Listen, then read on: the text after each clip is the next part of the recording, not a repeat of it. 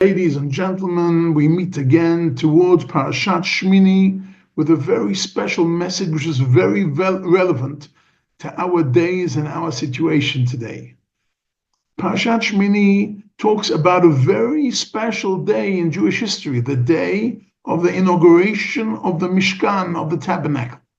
And Aharon, as being the Kohen Gadol, who's the number one man in the tabernacle and later in the Beit Mikdash. Of course, it was his great day. It was Rosh Chodesh Nisan, and you can imagine all the excitement. Finally, HaKadosh Baruch Hu is going to come and dwell within us. All the excitement, all the work that went into building the Mishkan, everything is just for this moment, the inauguration, when HaKadosh Baruch Hu will start dwelling amongst us. And it's a very exciting moment, especially for Aharon HaKohen.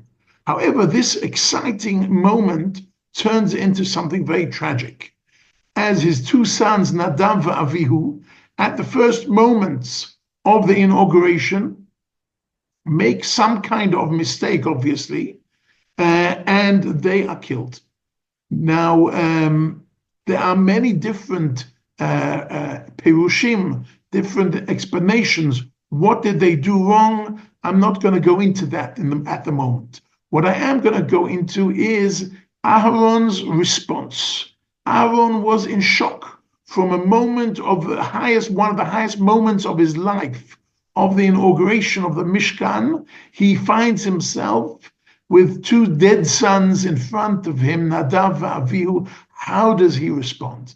The Torah answers in two words. What was his response? Vayidom Aharon.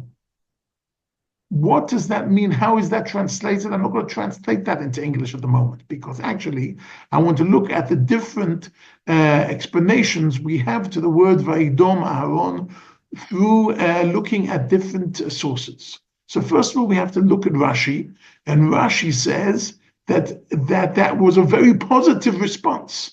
And Aharon got a lot of sachar, got a great reward from responding in this way. But Rashi doesn't explain what does it really mean, Vayidom Aharon. What is that fantastic response that he did that actually deserves such amazing reward? So we have to look at other meforshim. If we look at the Ramban, for instance, so the Ramban, Nachmanides, explains, Shaya boche bekol va'al shatak. He screamed out. He cried out when the moment that happened, but immediately shatak, immediately became silent. And vayidom is from the word dmama, which means silent. And he immediately became silent because he understood he has to continue leading the ceremony of the inauguration, and he is starting a very important ritual and a very important routine of the Mishkan, and therefore, whilst he's very sorry, he contains. He's silent. His silence means he's containing his sorrow in order to continue in the inauguration. Therefore, the person who was on such a level that with all the sorrow he can contain it because he understands the importance of the moment, deserves a great reward, and that is Nachmanides. The Sephrono, however, takes a different direction and says, "Hitnachem b'kiddush Hashem." He understands the meaning of the death of his sons. The meaning of the death of his sons is that it was a kiddush Hashem. There are many explanations. What was their sin? But it must have been a very small sin. And they were very great people, according to some commentaries. They were greater than Moshe and Aaron. Nadav and Avihu were great people. So if HaKadosh Baruch Hu can kill Nadav and Avihu on a very little sin, everybody else will learn that how much more so us who are not as great as they are, how careful we have to be. And therefore, in what if they were punished on that day, gives a message throughout the whole of the nation and is a great Kiddush Hashem. And therefore, the Sforno says he consoled himself by the fact that they died on Kiddush Hashem. We have a similar word in Tehillim that we say during Hallel, Lo hamitim yehalleluya v'lo kol yordei duma. Duma is, the Mefarshim say that the Metzudos says Duma means a kever.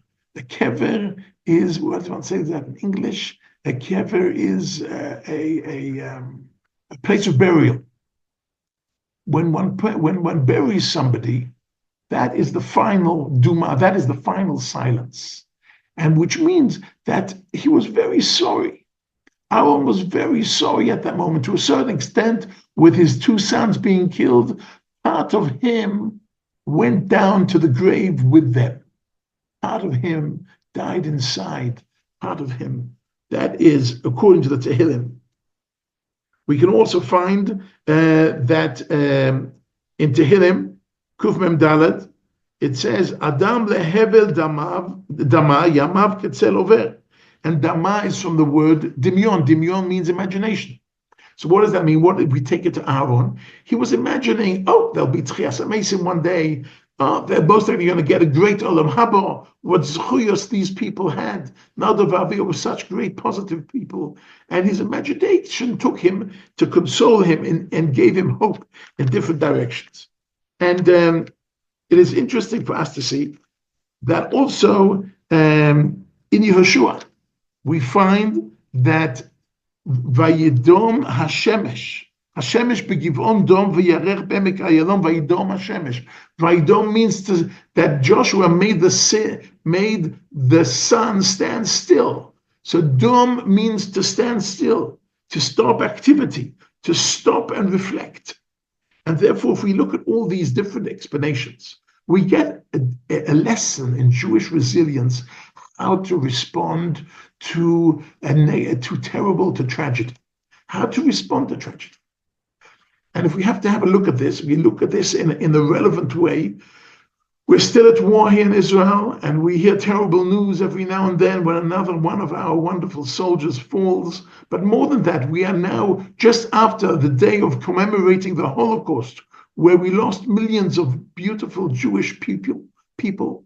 And we are a few days before Yom HaZikaron, where we're commemorating all the soldiers that fell during all the wars here in Israel. How do we handle mourning? What is our key to resilience?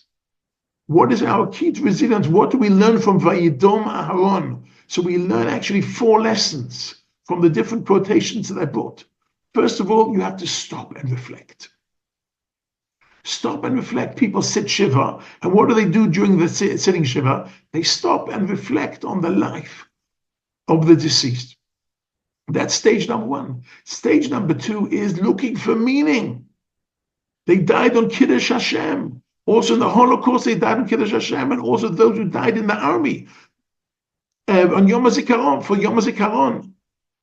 They died on Kiddush Hashem, so we look for meaning in their life, meaning in their death.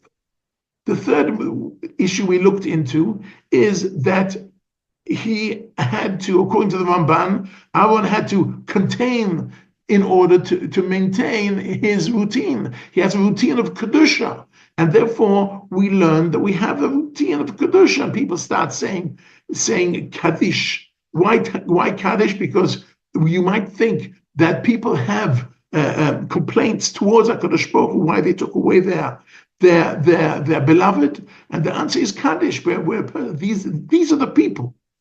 The mourners are the people who lead the service and say Yitkadal v'Yitkadash Shmei Rabbah. They say the opposite. They say, how great is HaKadosh Baruch Hu? We have no complaints. We do tzeduk hadin. And the final one is the matter of using imagination, using hope, thinking beyond the horizon, thinking, Yitzhak Hashem, we'll get up from this. In Yitzhak Hashem, Tchias HaMesim will see these people again. In Yitzhak Hashem, we will overcome and we will win. We will overcome and we have resilience. All these 4 elements of resilience we are taught by different commentaries on Vayidom Aharon. All these 4 basics of what is known as psychotrauma, how to save our psycho in facing trauma. All these 4 elements of stopping to reflect, finding meaning, continuing a routine, not to. We've got an important routine of Torah mitzvahs and hope. And Mitzvah Hashem, our hope is for Geula Shleima and for Mashiach and for Tchias HaMesim b'mheira b'yameinu. Amen.